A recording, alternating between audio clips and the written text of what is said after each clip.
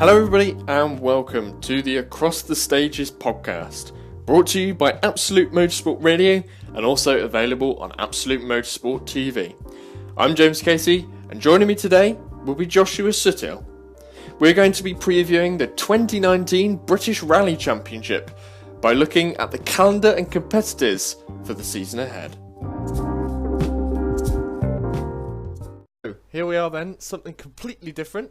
Very new for us on the Across the Stages podcast. We're going to be talking about the British Rally Championship, the national championship of Great Britain, of course, and about the opening rally, the Cambrian Rally, which gets underway this weekend.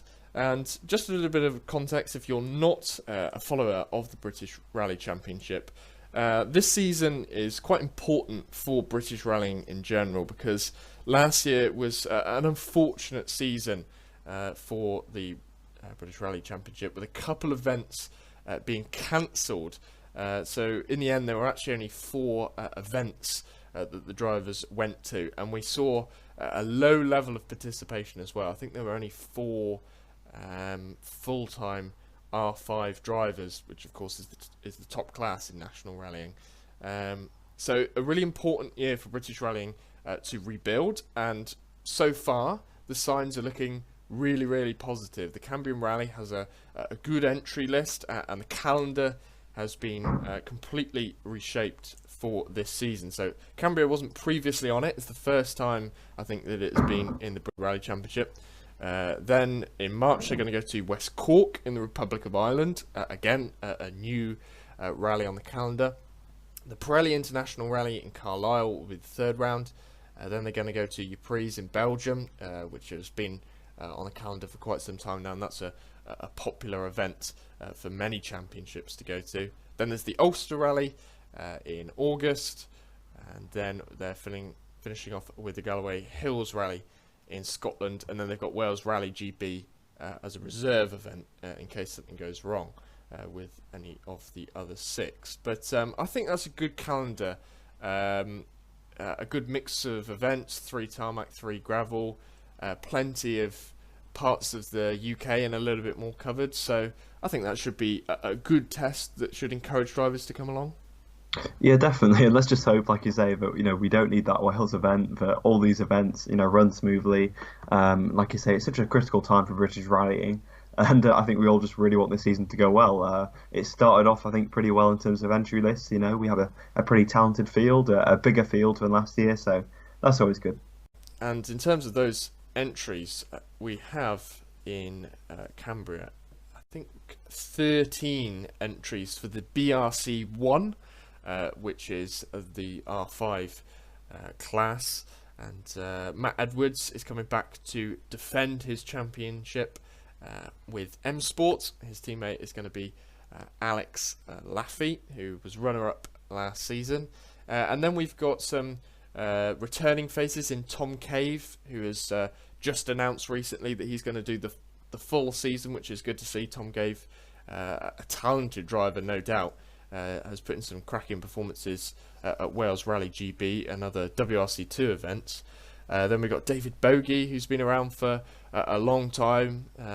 He's going to be in a Skoda, so he should be pretty competitive.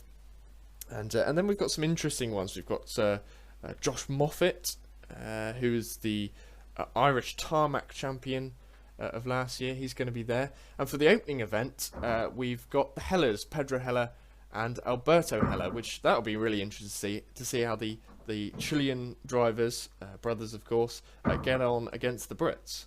Yeah, definitely. It should be quite an exciting opening round, really, with that kind of 4-car M Sport lineup. You'd think that the winner might come from there, but like you say, you've got Tom Cave, David Bogey as well. So I think it's probably going to be between those 6, really. The 4 M Sport guys, Tom Cave and David Bogey.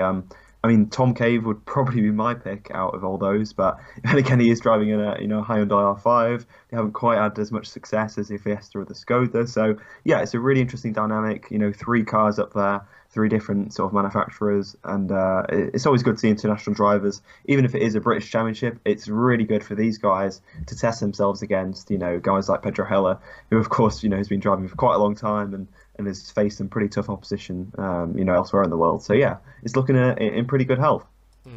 From looking at the official list, just to make it clear, Heller, both the Hellers aren't actually entered in into the British Rally Championship to score points. I don't think it doesn't. They're not on the list for that.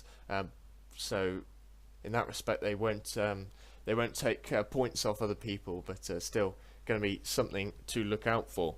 And also, we've got the Junior Championship, which is going to be really interesting because there's been lots of work done on this Junior Championship by the British Rally Championship themselves, and also by the manufacturers that enter cars into this.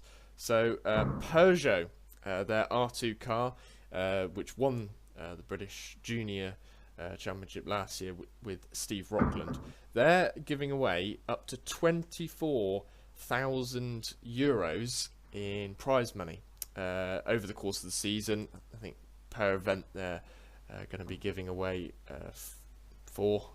Good maths there. That took me a bit of time to work out. €4,000, which they're going to split across the top three.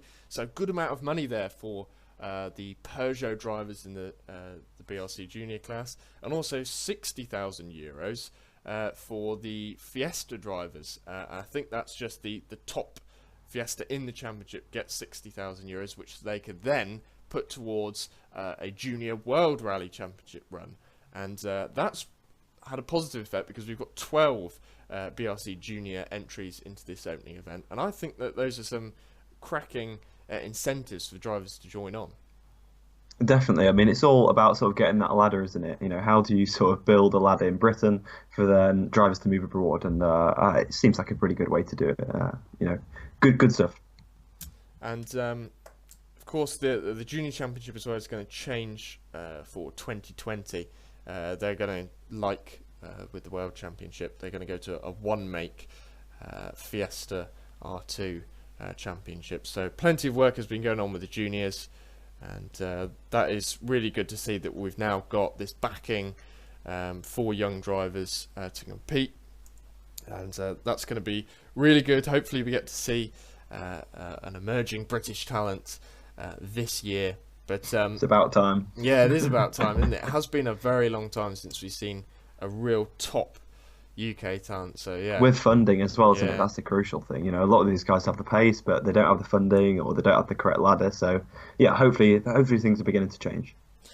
So we will be back after Canberra again, just to talk through the event and what happened, and hopefully throughout the season we're going to be keeping you up to date with the British Rally Championship, and I'm looking to do some extra stuff as well, covering the British Rally Championship, which should be pretty interesting. So thank you very much for listening today. Please let us know if you enjoyed this podcast, obviously something completely new, and what you'd like us to talk about maybe in future episodes to do with the British Rally Championship. And as well, you can now check out, we've got a website, across the stages .wordpress.com, which we're going to be putting articles onto as well, and that's going to be about the World Championship, the British Championship, and also a few articles on the Irish and European Championships. So make sure to check that out as well. But thank you very much for listening today, and we will see you in our next main episode after Rally Sweden, and then we'll talk about the British Rally Championship after Canberra as well.